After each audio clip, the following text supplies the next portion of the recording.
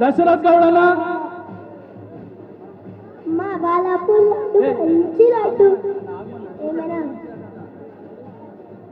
35 లక్షల రూపాయలకు దశరథ్ గౌడ్ గారు 2025వ సంవత్సరానికి గాను లడ్డూను దక్కించుకున్నారు.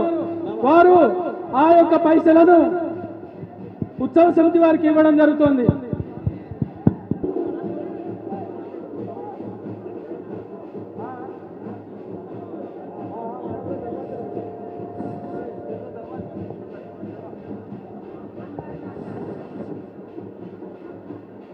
లింగాల దశరథ్ గౌడ్ గారు 35 లక్షల రూపాయలకు బాలాపూర్ గణనాథుని యొక్క లడ్డూను దక్కించుకున్నారు.